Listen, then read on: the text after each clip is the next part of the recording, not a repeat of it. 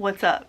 I have not really talked about this much on social media, but I am currently getting over COVID. My husband and I, we caught it over Thanksgiving from some of my relatives when we were visiting home. And it's been terrible. Do not recommend. 0 out of 10. Do not get COVID. Be careful. Take care of yourself. Take care of those around you. Even when we're vaccinated, sometimes it doesn't work properly. So do your best.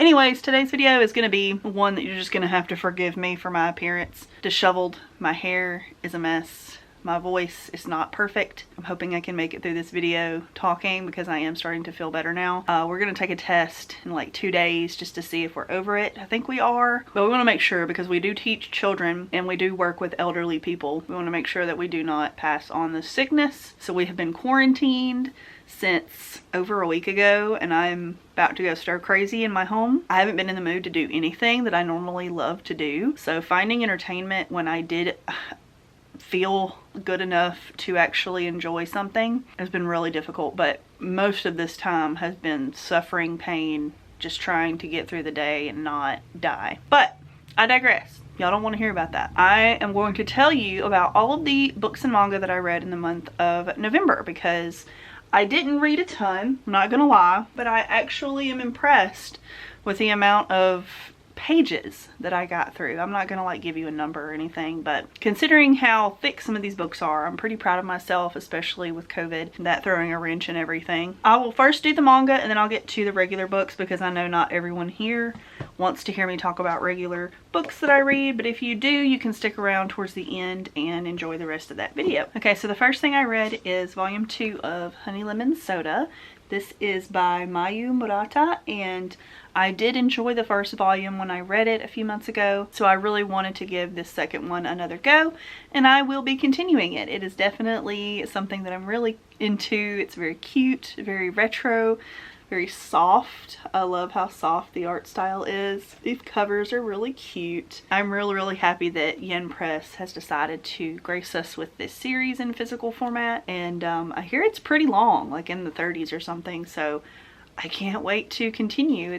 It's definitely fun to have a longer shoujo series to look forward to in the future, and I hope that I continue to enjoy it. So it's just about a girl who, here on the back, who is struggling with a lot of self-doubt and a lot of self-hatred and things like that.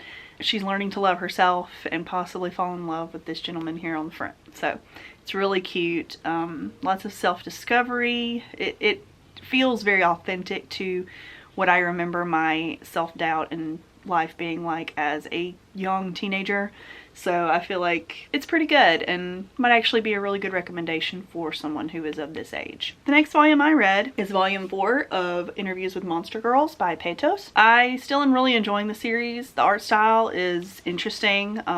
Not the prettiest I've ever seen, so don't go expecting like crazy high art. I think the story is more important than the artwork for this one, but I do not have the next volume, so I'm kind of freaking out, worried that I won't be able to continue for a long time because I've got a few volumes here on my TBR shelf, but I can't continue until I get the 5th one. And there's a couple that are kind of hard to find nowadays, and I just don't want to pay $30, $40, $50, $70 for the next volume. So I find it for a decent deal. I've tried finding people who have lots and they will not break out the lot for me, which I understand, but it is frustrating trying to find just 1 or 2 volumes that you're looking for.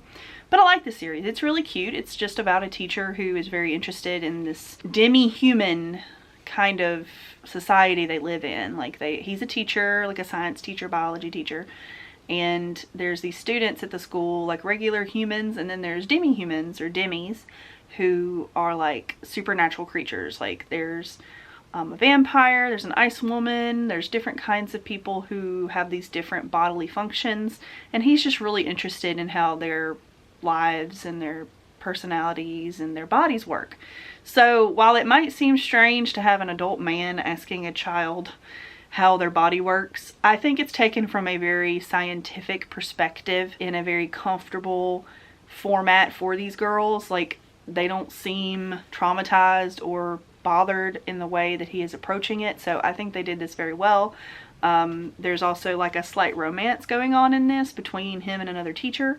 So I'm dying to see how that goes, if I can ever get to that point, but I really like this and I'll be continuing it. The next thing I read is volume 7 of Waiting for Spring. I wasn't lying to you guys when I said I was going to prioritize this series. I have been slowly making my way through it and I'm really excited because it's just really fun.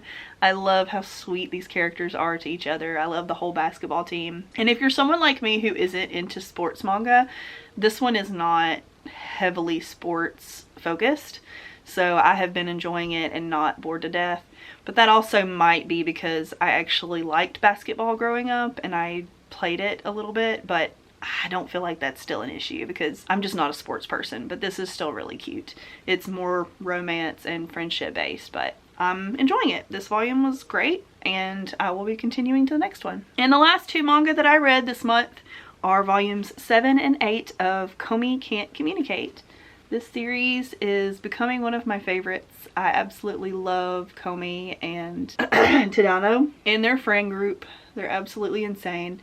And I can't remember. Oh yeah, they had like a snowball fight in this one. And this one was really good. I just finished this like yesterday. They go to like an onsen and they go to Kyoto, I think. I think they go to Kyoto, so they're doing like a school trip. And this one had a lot of cutesy little romancy stuff in it that I think is pushing the series forward in the romance department that I cannot wait to continue in. Just another series I'm slowly making my way through and really enjoying the ride. So I highly recommend Komi if you need something that's longer, really cute, and really funny. Alright, so that's it for the manga in my wrap up. So if you are leaving for this portion of the video, thanks for watching and I appreciate you being here. But if you want to continue, I have a couple of books I wanted to talk about real quick for you. First, towards the beginning of the month, I read The Gilded Ones. This is by Namina Forna. I bought this when it first came out back in 2020. It's a long time ago, right at lockdown-ish. I was so excited to check it out and I just never picked it back up. I think I read like 2 chapters and then I got distracted, didn't want to read books, started reading more manga. I finally felt the need to pick this up. It's kind of a thick book for being YA. I think it's over 400 pages. So I was just in the mood and I picked it up and I read the whole thing. I could hardly put it down. I loved this. This was fantastic. This is apparently like a trilogy or something. I know the second book's already out. I'm not sure if there's a third or if it's out. Or, I don't know. I'll have to look into it. But I do know there's at least 2 right now. I loved it. I'm going to continue the series. It's about this girl who, she lives in a tribe where they cut the girls when they turn 16 or 15 or something. I can't remember which one, because that's when their blood's supposed to tell you what they are and if they're pure. And if they're pure, their blood will run red, and if they're not, it will run gold, and then something happens to them. That's kind of what we're going with. Well, it's not a spoiler that hers does not run red.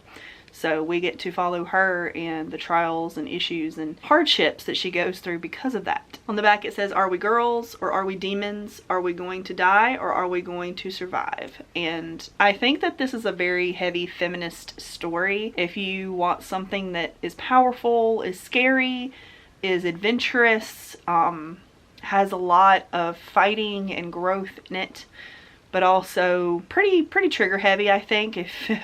If you're someone who needs to check those out, please look them up before reading this because it is kind of gruesome at points and heartbreaking. But overall, it has a very feminist message.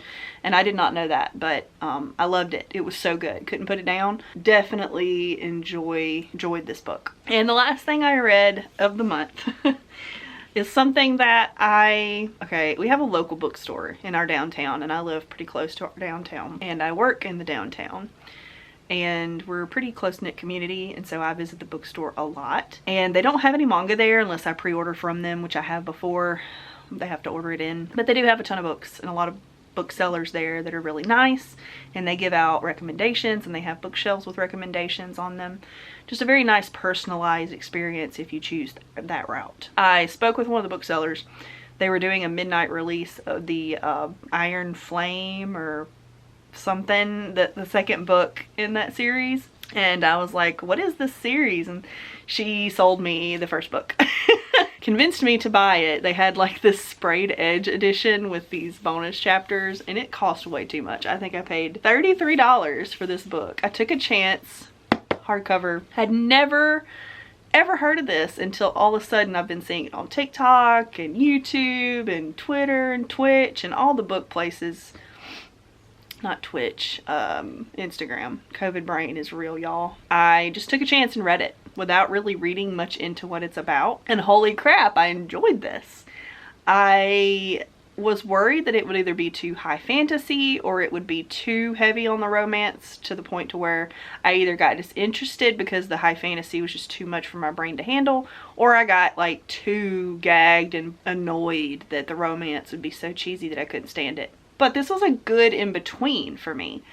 It's a very long book. Let me see how many pages. It's over 500 pages if you count the bonus chapters that are in this one. You're following this girl named Violet Soaringale, which that's a, you know, very fantasy name. And she is training to be a scribe. Someone in this school who just writes down everything that comes to them in a historical context. And that was going to be what she did for a living and throughout her life.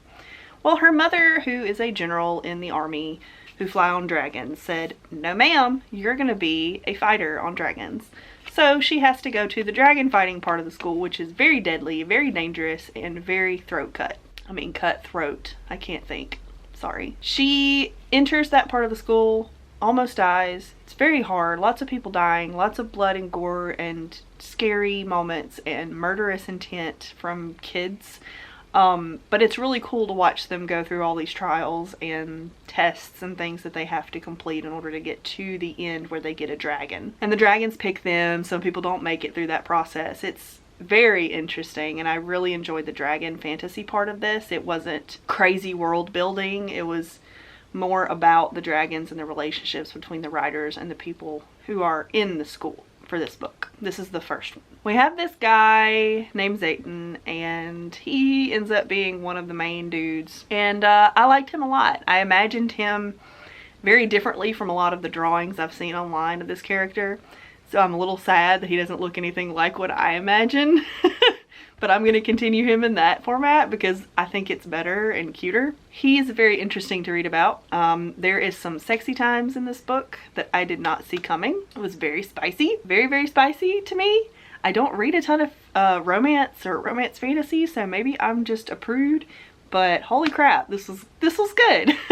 I recommend it if you like fantasy romance. I enjoyed it a lot. And I will be continuing the series because it was just fun. It was a good time and I could hardly put it down. I highly recommend it. Yeah, those are all the books that I read this month. I hope you guys have had a good month reading. This was one of my lighter months, but I had a good time. And I will be continuing my reading this month in December. It's December 1st today. Seeing what else I can get into until the end of the year. I hope that I eventually do get over this COVID mess and can get back to normal because I'm over it. And I'll see you guys in the next video. Thank you so much for watching. Remember to like, comment, and subscribe if you want more videos from me. Thank you very much. Have a good day. Bye guys.